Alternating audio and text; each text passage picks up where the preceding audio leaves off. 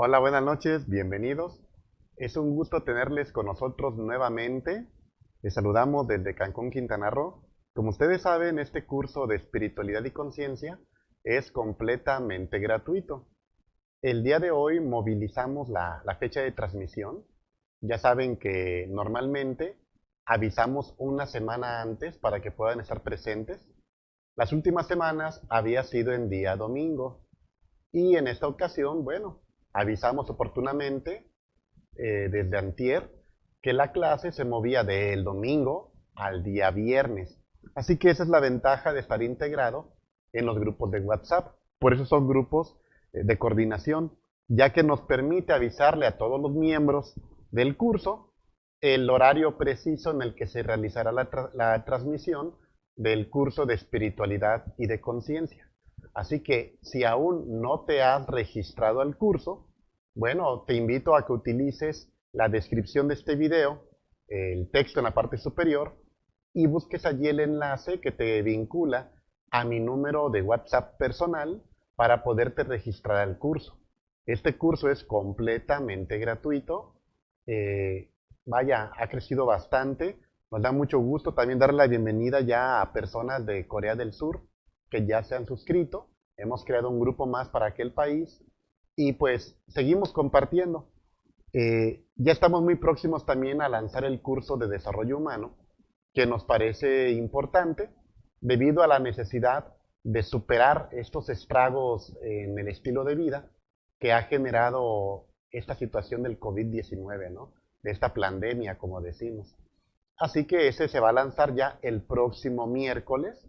Vamos a comenzar con unos temas muy interesantes, digamos, proyectando el gran plan de lo que debemos de conocer y comprender para tener y desarrollar una visión empresarial basada en un desarrollo humano. Y de allí, bueno, vendrán los diferentes temas, ¿no? Ideas limitantes o pensamientos limitantes, gestión del tiempo, etcétera, etcétera, que te permitan a ti ser más eficiente y eficaz para obtener las metas que tú te trazas en la vida. Obviamente que si aplicas lo aprendido, tu vida va a cambiar, ¿verdad? Y también tenemos en puerta el curso de Reiki y generar horarios de meditación en vivo también. Son cosas que estamos todavía coordinando por cuestiones de tiempo, pero sí te comparto qué es lo que viene, ¿no? Así que debes de saber que el curso de desarrollo humano, tanto como este de espiritualidad y conciencia, son completamente gratuitos. No existe un costo de inscripción, no se paga una mensualidad, nada en lo absoluto. Lo que buscamos es compartir. Y el día de hoy, bueno, pues hablaremos acerca del lenguaje alegórico iniciático, que es algo muy importante de comprender.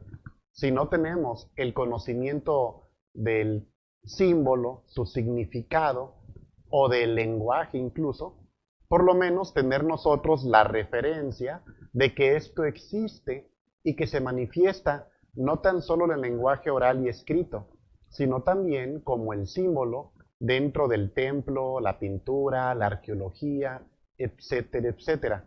Pero este saber, que es un conocimiento de lo divino, de lo trascendental, iluminativo, el resguardado por el velo del misterio de la palabra. Es decir, se da en un lenguaje que le protege del profano, de aquel que no tiene un merecimiento para poder recibir tales enseñanzas. Así, hay cabras y hay cabritos.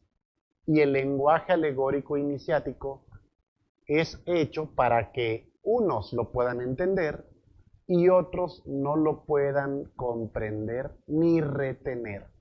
De tal manera que un mismo texto alegórico o con contenido simbólico puede ser estudiado, memorizado, pero no develado.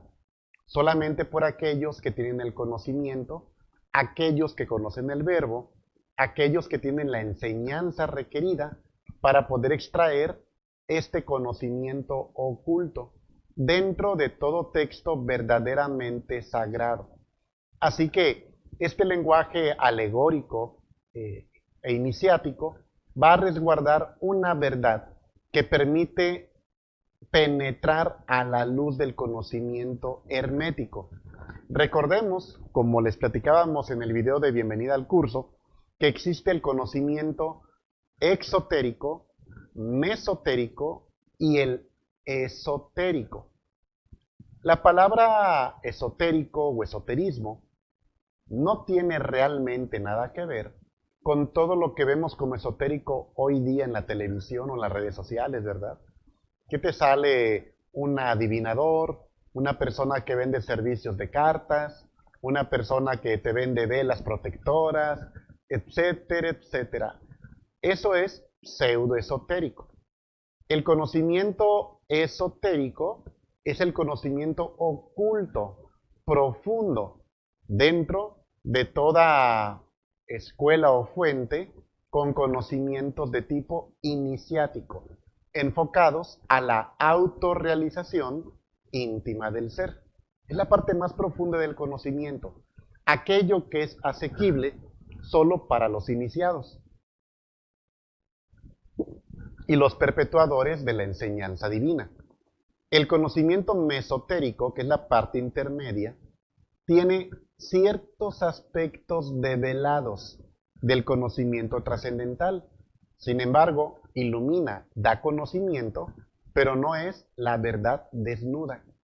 Y la parte exotérica de este tipo de escuelas y filosofías, bueno, es el conocimiento para el vulgo, para aquel que no posee en su interior el entendimiento de lo divino, para aquel que no es digno, que no es merecedor y que no se ha cultivado para poderlo entender y percibir en aquellas fuentes de conocimiento, aun cuando las tenga enfrente de sí.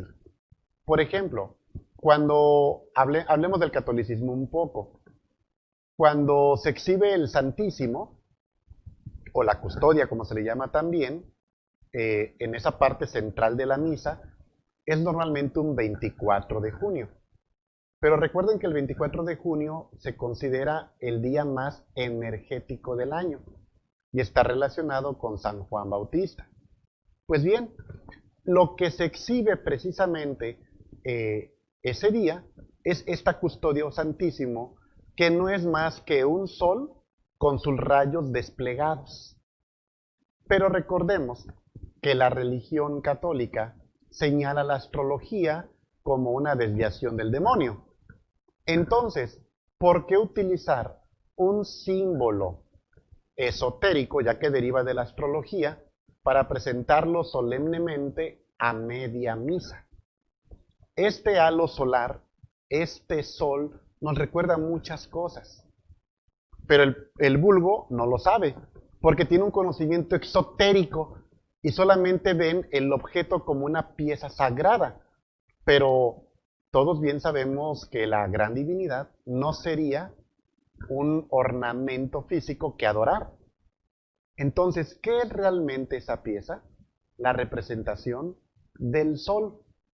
Y vemos que Moisés baja con las tablas de la ley de este monte con los cuernos blanqueados. Entonces, si Moisés tiene cuernos, ¿qué es? Ok, los tiene, pero ¿por qué blanqueados? Y la persona que pertenece al círculo exotérico religioso no se pregunta, es más, ni siquiera es capaz de reconocer al sol, ni es capaz de plantearse la duda de por qué Moisés baja con los cuernos blanqueados. Pero recordemos a la diosa Hathor egipcia, la cual ostenta unos cuernos y al centro de esos cuernos el sol, ya que ella como madre de la fertilidad, perdón, como diosa de la fertilidad, ella va a parir al sol. Y una vez que el sol nace de entre el vientre de Hathor, ella lo coloca sobre sus cuernos. O sea que aquí tenemos dos elementos, uno completamente de tipo astrológico y otro muy hermético y esotérico, que son los cuernos, integrados en un ritual católico que no es explicado a la parte exotérica, que es el vulgo. Y en la parte mesotérica el teólogo dice, bueno, estos elementos, ¿por qué estarán aquí? ¿Será debido a que Moisés tuvo una estrecha relación con la religión egipcia y parte de eso se fue permeando a través del judaísmo, pero en la parte esotérica sabemos muy bien qué significa el Santísimo Custodia, los cuernos blanqueados, la relación profunda con la diosa Hathor, y podemos saber que es un proceso íntimo en el camino dentro de cualquier escuela iniciática para encarnar al segundo logos o fuerza Crestos, llamada Aurus entre la tradición egipcia. Así que entonces tienes tú de repente dentro de la Biblia ciertos aspectos doctrinarios, podríamos llamarles así, o como parte de una tradición escritos en ella, pero que es un símbolo. Y tenemos allí a Moisés, cuyo nombre significa el nacido de las aguas, ¿verdad? Y está el cuento, la historia de cómo este Moisés, el rescatado por aquella, llamémosle, princesa egipcia, ella se lo lleva, lo adopta como su hijo y lo instruyen dentro del conocimiento esotérico egipcio. Y entonces le dan el nombre de Moisés, el nacido de las aguas. Pero resulta que aquí tenemos nosotros un lenguaje alegórico e iniciático que está haciéndonos ver que Moisés es un dos veces nacido. Todos nacemos de las aguas.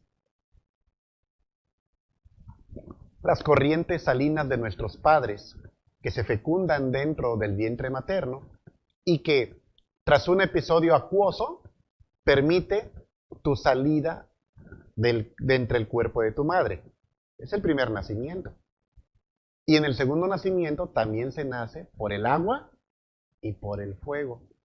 Entonces tenemos allí un conocimiento alegórico, simbólico, que refiere a un contenido de tipo iniciático, porque te está hablando de algo que está velado, procedimientos, conocimientos, temas que son conocidos profundamente por aquellos que lo pueden reconocer e identificar dentro de esta historia que nos habla acerca de Moisés.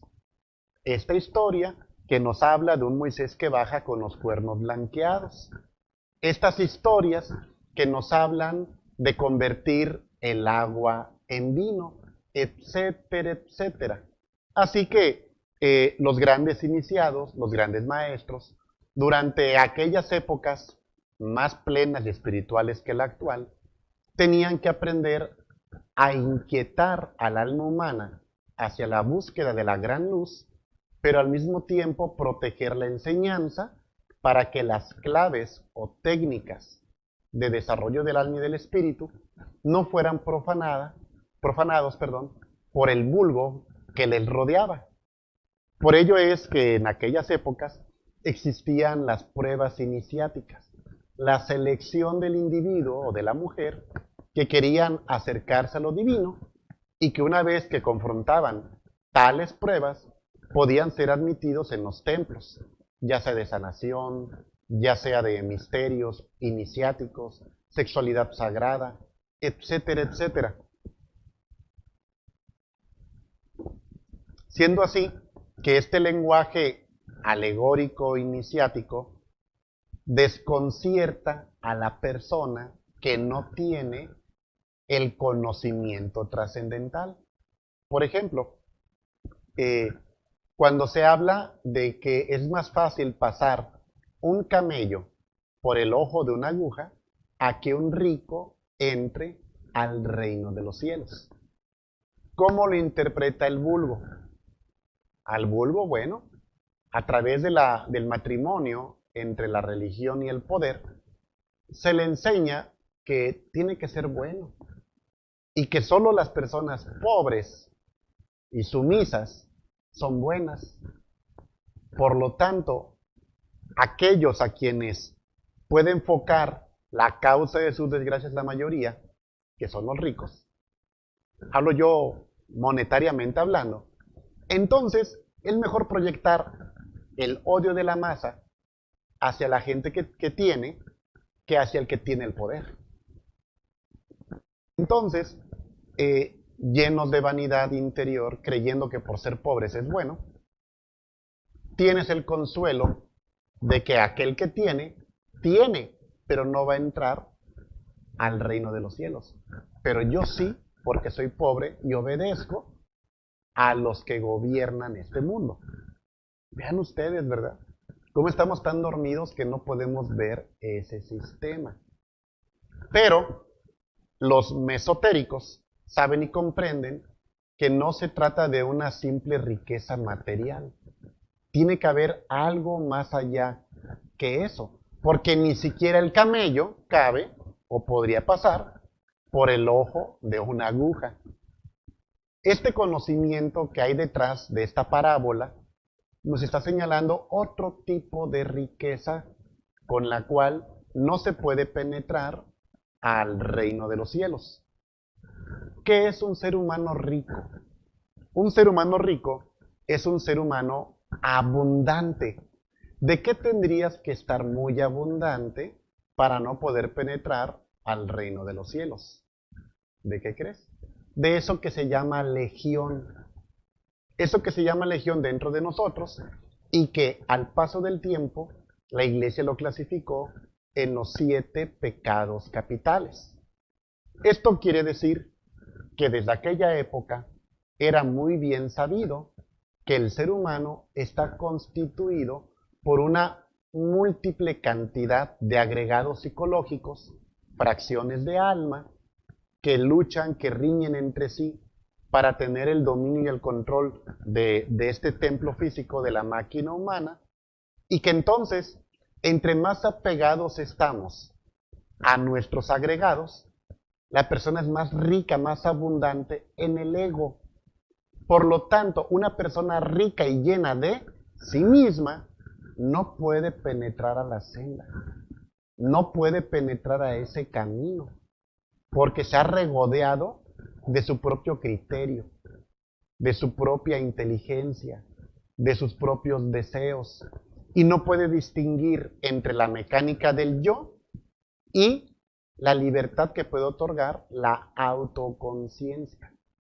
O sea que esta enseñanza nos está señalando que un ser humano condicionado, creyéndose uno, en lugar de poder descubrir que es muchos, no puede penetrar al camino esotérico. Vean ustedes. Pero como lo hemos adaptado por la cultura exotérica, no alcanzamos a comprender la profundidad de estas alegorías. No podemos captar este lenguaje en el cual el Maestro Jesús está invitando a los que saben a perseverar en la creación de alma. Por ello él menciona: en paciencia poseeréis vuestras almas.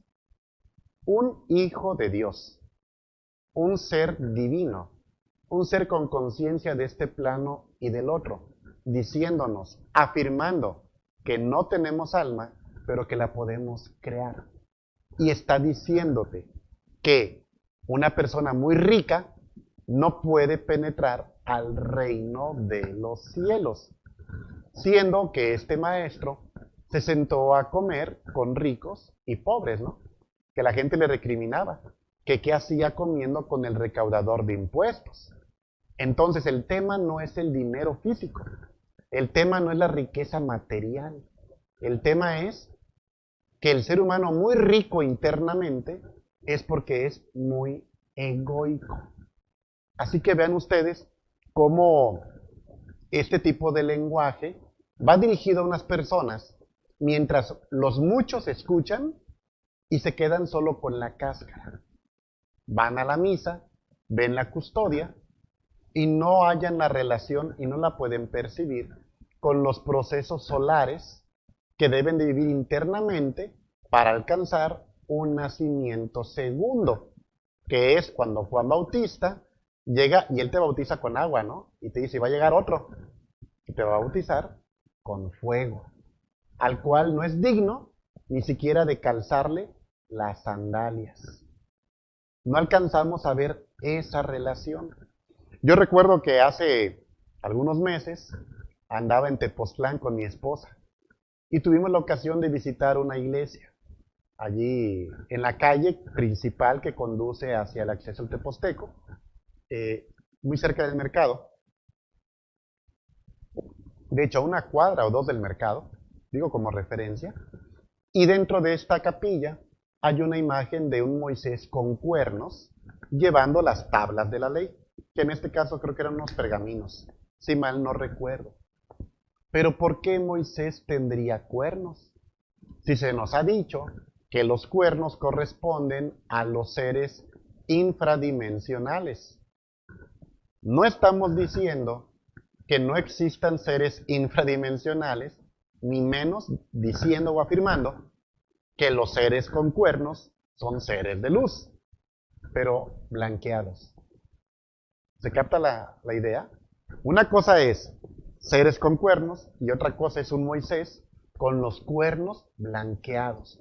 Los cuernos son símbolo de una sabiduría. No es que Moisés tuviera cuernos, sino que él había extraído la sabiduría de esa riqueza equivocada interior y ahora estaban blanqueados con un contacto con la ley divina y por eso venía bajando del monte.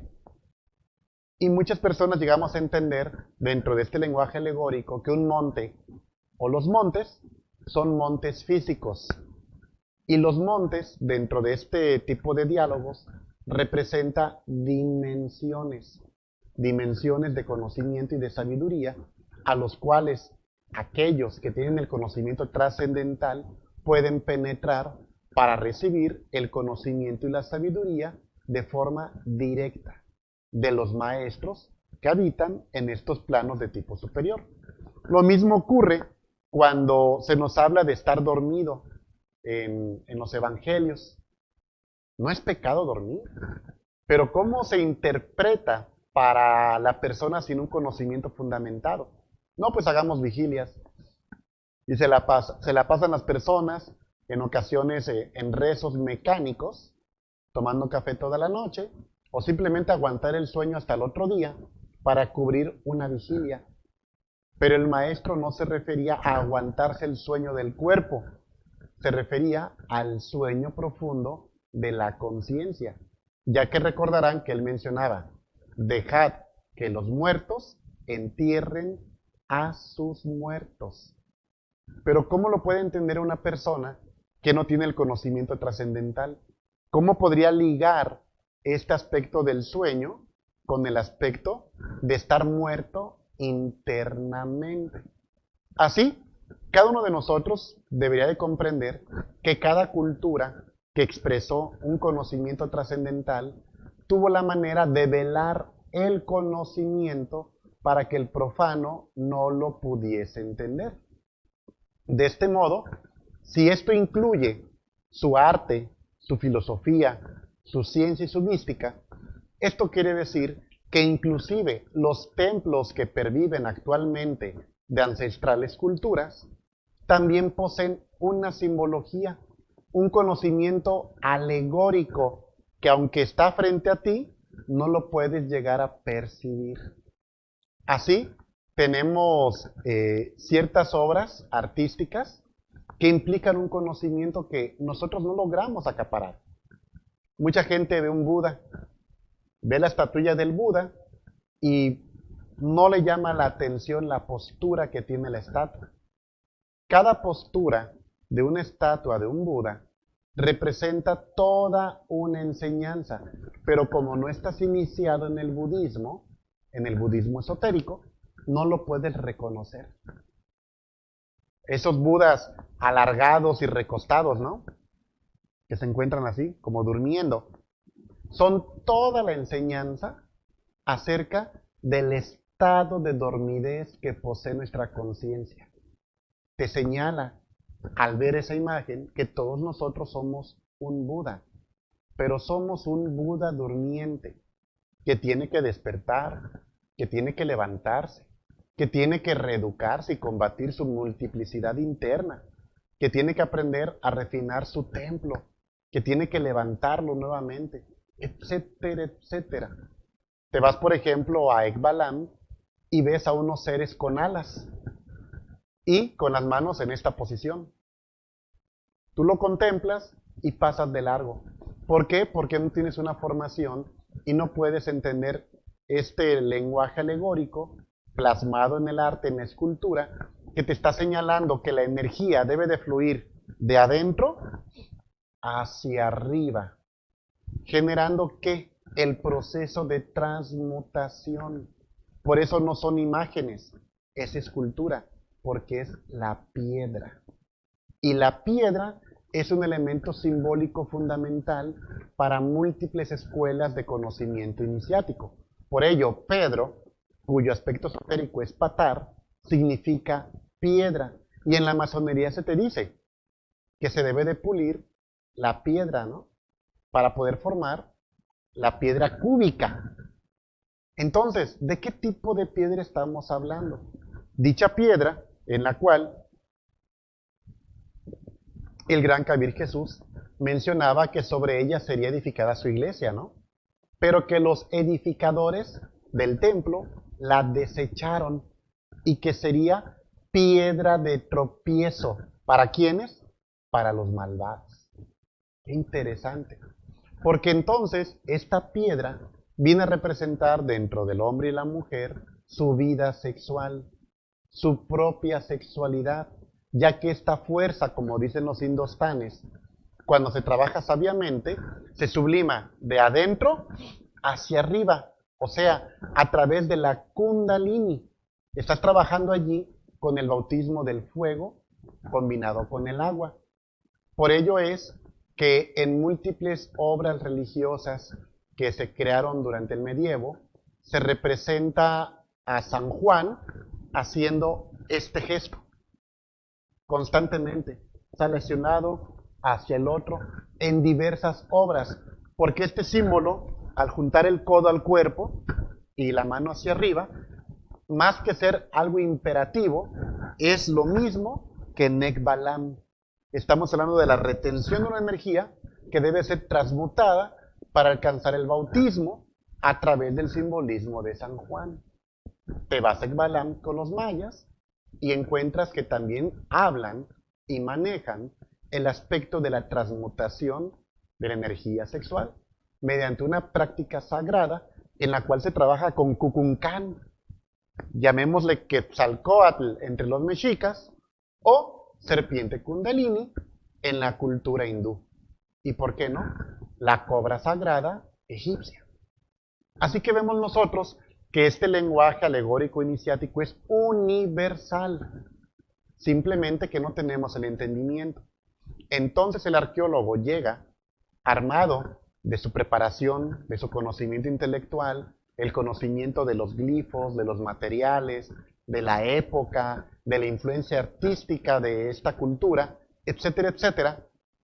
Y tiene razón, pero mucho de lo que hay allí es un lenguaje creado para que nadie lo pueda entender.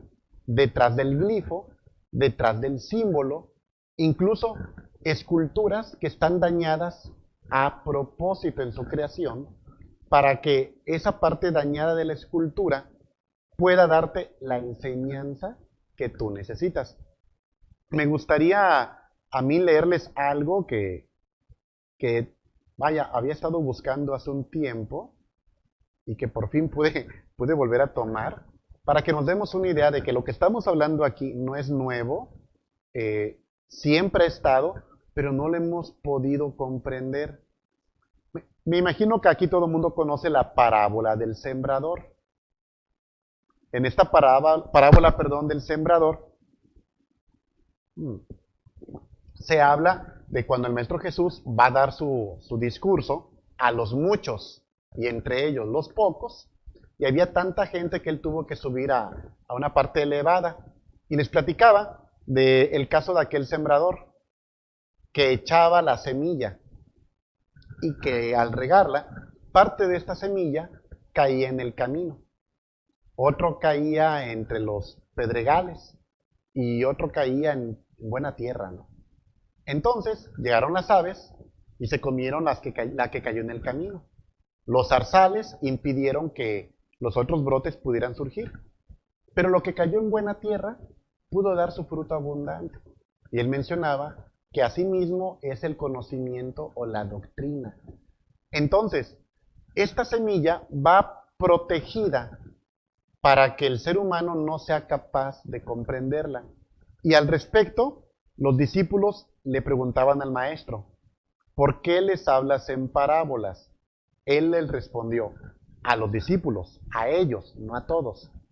A vosotros se os ha dado a conocer los misterios del reino de los cielos. O sea, toda esta obra alquímica, toda esta obra psicológica, anímica y espiritual.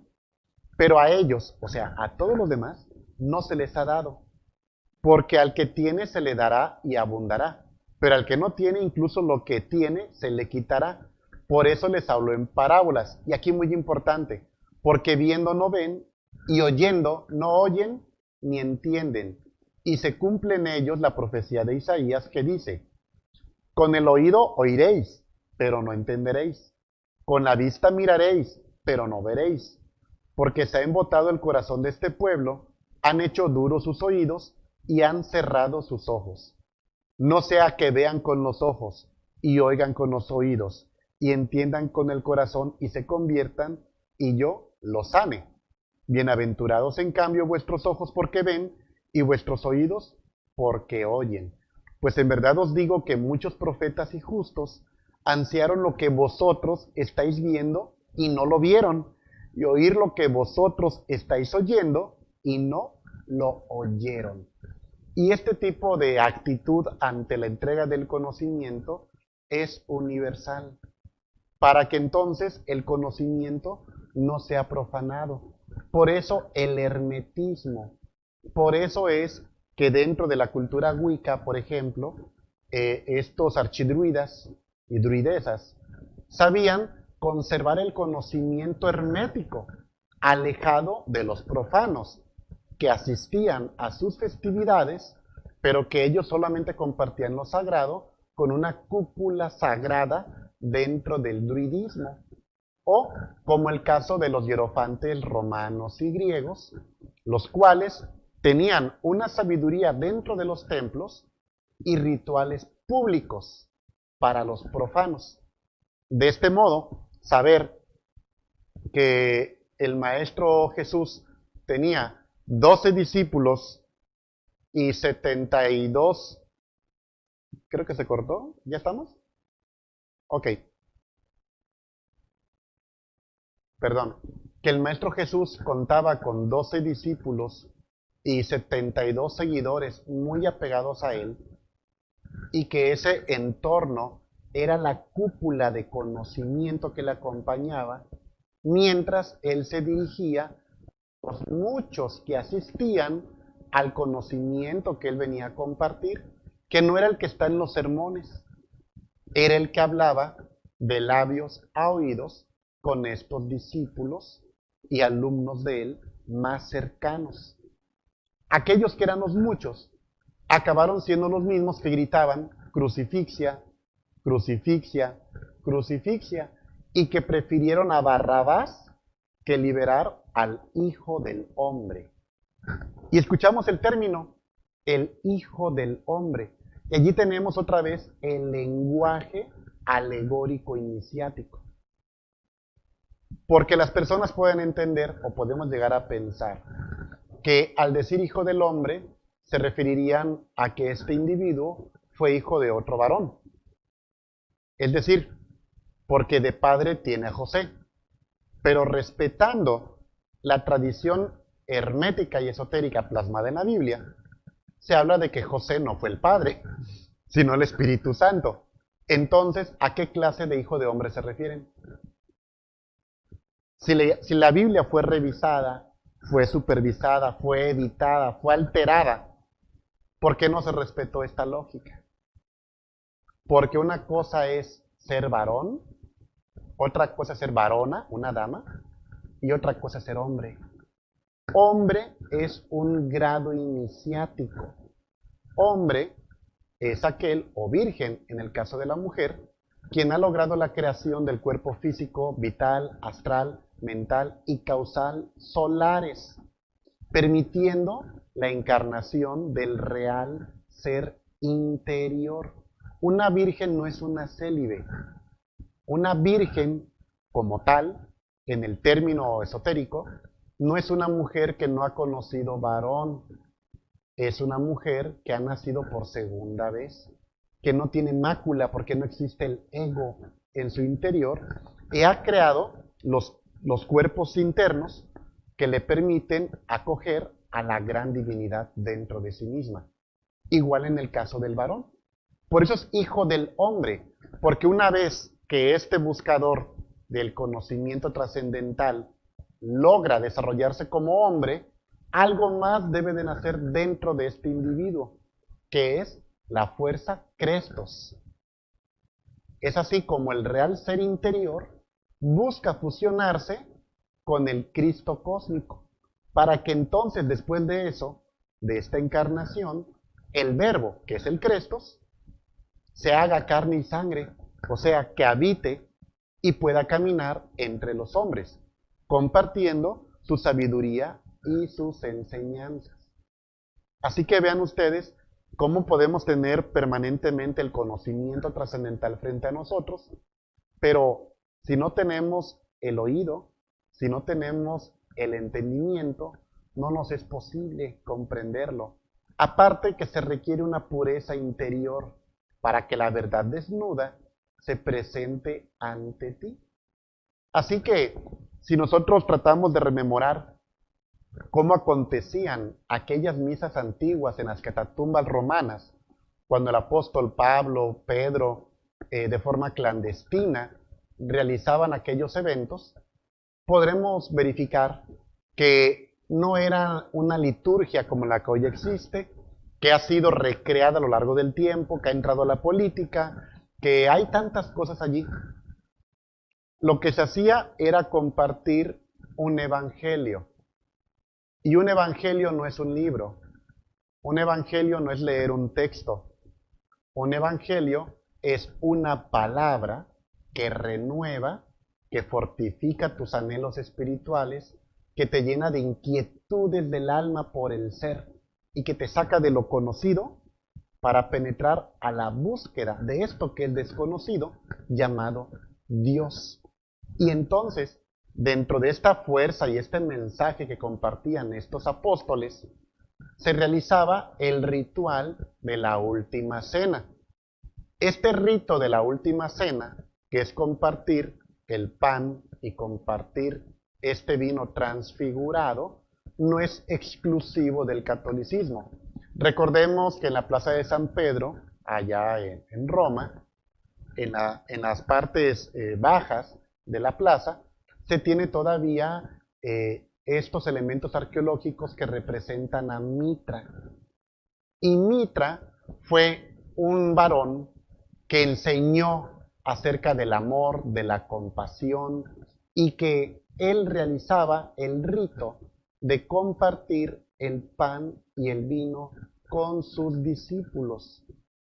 De este modo, Mitra posteriormente sería reemplazado o combinado con el conocimiento de Jesús. Y este conocimiento mitraico que hoy todos vemos, pero con el nombre de Jesús, lleva elementos paralelos y muy parecidos, porque tanto Mitra como Jesús encarnaron los mismos principios. En aquella época, aquel que iba a llegar a la catatumba y que quería evadir el poder romano, tenía que utilizar un símbolo esotérico para poder penetrar al rito. Y lo que hacían aquellos primeros cristianos era trazar con una vara frente a la puerta donde estaba quien custodiaba el lugar, trazar en la arena el símbolo de un pez. Y entonces, quien custodiaba, al ver el símbolo del pez en la arena, le daba el pase. ¿Por qué creen ustedes que se colocaba el símbolo del pez? Simple y sencillamente porque en esta época en la que el Maestro Jesús encarnó al Crestos y compartió este mensaje, nos encontrábamos en la era de Piscis. Hoy día, todos sabemos muy bien que nos encontramos en la era de Acuario, lo cual significa que nuestro sistema solar está caminando bajo la influencia de esta casa zodiacal. Y en aquella época estábamos bajo la influencia de Piscis. Entonces díganme, ¿de dónde sacan las religiones que la astrología pertenece al diablo, verdad? Por eso es que hasta el día de hoy vemos el símbolo del pez y adentro, en lugar de decir Mitra te ama, dice Jesús te ama. Y vemos en aquellos grabados y pinturas antiguas, vemos el símbolo del pez con el nombre de Jesús. ¿Cómo ven? Astrología en la Biblia. Simplemente que estuvimos velados. ¿Cuánta gente no murió en la Inquisición existiendo una Biblia basada en conocimientos astrológicos? Un ritual religioso basado en conocimientos astrológicos.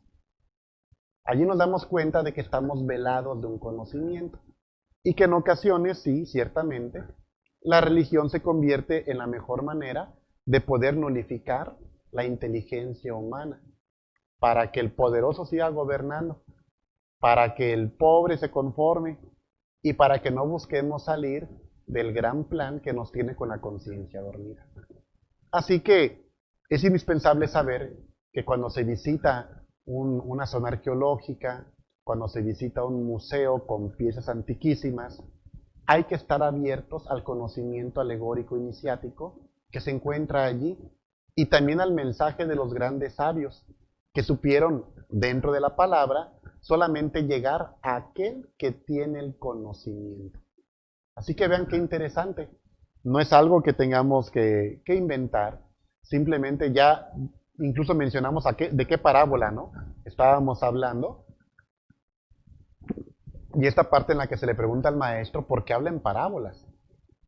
Porque así es como se comparte el conocimiento para que aquellos que lo puedan profanar no logren este objetivo de manera consciente o inconsciente.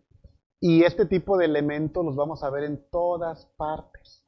La forma de hablar del conocimiento alegórico iniciático a través de este lenguaje corresponde tanto al conocimiento de luz como a otro tipo de conocimientos ya vulgarizados por la política y el poder.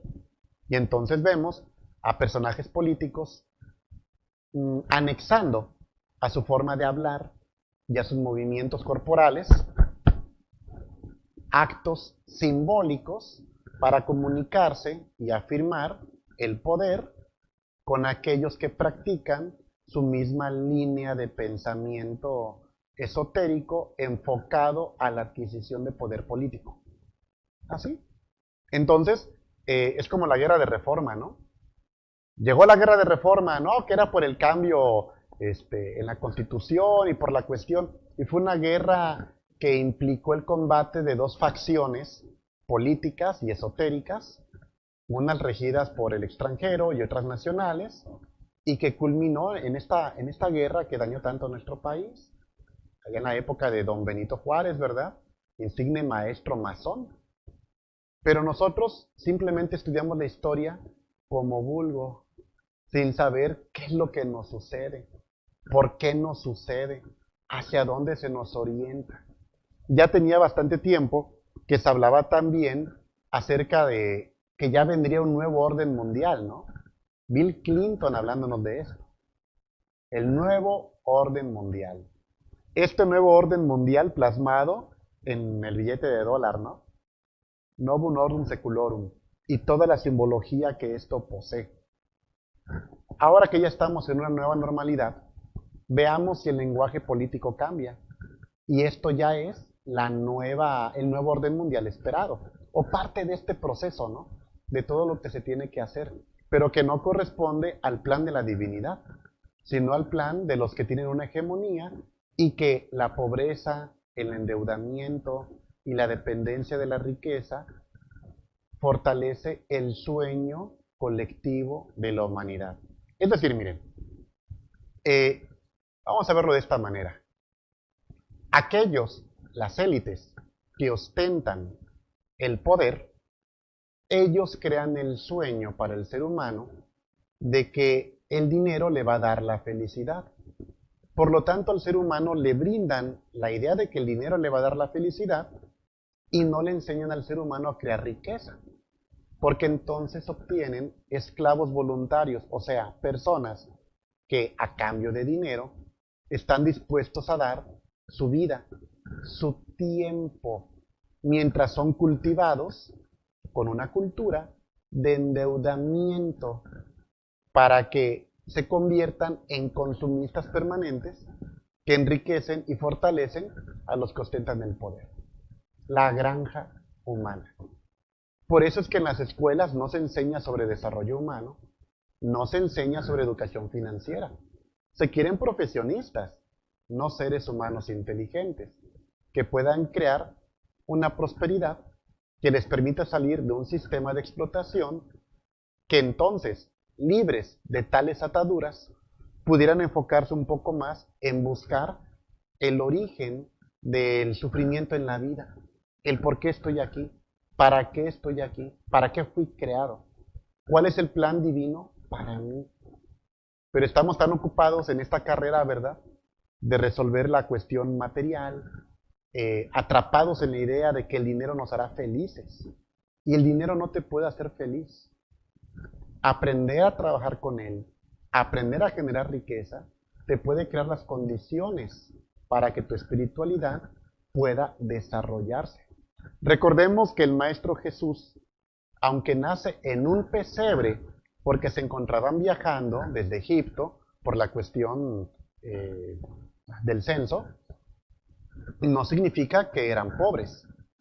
Recuerden que José pertenecía a una alta casta de la casa de David y que él era carpintero. Y los carpinteros se encontraban dentro de la casta artesanal en una posición muy encumbrada por las obras que ellos podían realizar. Sin embargo, la idea de la pobreza nos la fueron metiendo de otro modo. Y hoy día las personas quieren llegar a Dios, pero les da miedo generar prosperidad y riqueza. Y entonces la mediocridad misma impide tener la visión para poder nosotros liberarnos de esta gran trampa en la que se nos tiene, cambiando tiempo por dinero. Y dentro de ese tiempo cambias a tu familia, cambias a tus hijos, se te va la vida, nunca buscaste la verdad, porque te mantuviste atrapado en esta falsa ilusión que ahora con el endeudamiento constante, ¿verdad? Todo el mundo tiene una tarjeta de crédito, todo el mundo está enganchado, todo el mundo, su riqueza ya está comprometida. Y no sabemos nosotros manejar esta parte de la vida que nos permitiera liberarnos de ese proceso. Pero bueno, ya para eso vamos a lanzar el curso de Desarrollo Humano y Visión Empresarial que arranca este día miércoles, para que tú tengas más posibilidades, para que no cambies tu vida por dinero, para que aprendas a generar riqueza. Pero también tenemos el curso de espiritualidad, porque de nada te sirve a ti la búsqueda de la riqueza o de esta prosperidad si tú lo haces por codicia y por ambición.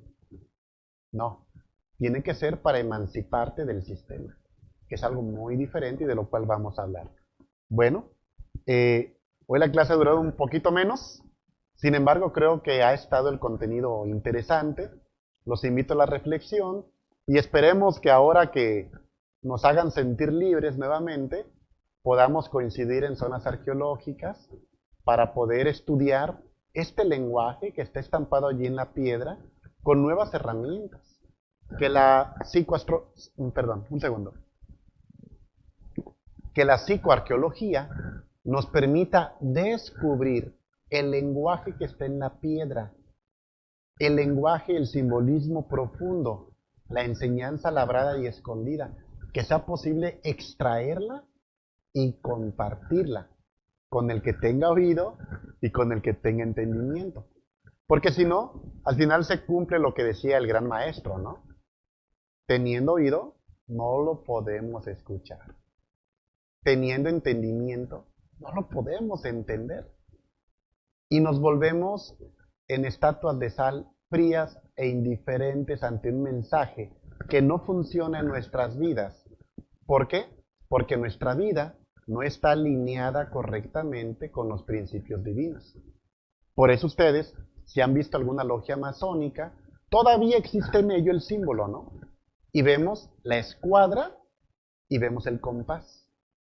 La escuadra, pues, ¿qué representa? Independientemente de la historia, ¿no? De los constructores, independientemente del trabajo con la piedra, de la edificación del templo, etcétera, etcétera, también refiere la vida moral del aspirante al conocimiento trascendental. 90 grados. Recto pensar, recto sentir y recto actuar.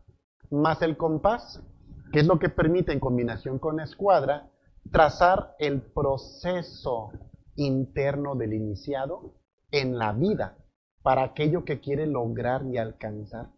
Imagínense que todos los amigos, compañeros de la masonería pudieran integrar la escuadra más allá de la moda, ¿no? Del reloj con escuadra o el llavero con la escuadra y el compás, que se pudiera integrar a la vida y que entonces eso, en comunión con el compás, pudiera trazar la búsqueda de la verdad, no nada más con el intelecto, no nada más memorizar los símbolos, lo que hay allí, sino poder encarnar los principios que esto representa. Así que hay una gran diferencia entre conocer y saber, porque el que sabe accede y el que conoce solamente se convierte en un asno cargado de libros y nada más. Pero bueno, es un gusto saludarles, cuídense mucho. Nos vemos con clase de espiritualidad y conciencia la próxima semana. Estaremos compartiendo la nueva clase de YouTube este martes y la transmisión estaremos avisando en los grupos de WhatsApp si va a repetirse en viernes, en fin. Yo aquí lo acomodo con muchas actividades que tengo. Y el curso de desarrollo humano y visión empresarial, ese comienza este día miércoles a las 7 de la noche, hora del centro de México. Es completamente gratuito, va a permanecer abierto, se va a quedar en este grupo. Si te gusta esta cuestión del desarrollo humano, pues maravilloso, o sea, tómalo. Si te gusta la parte de espiritualidad, tómala. Si puedes tomar las dos, perfecto, eres bienvenido. Lo que queremos es aportar algo de lo que conocemos con la finalidad de que las personas puedan elevar su nivel de vida. Muchas gracias, cuídate mucho, bendiciones, hasta pronto.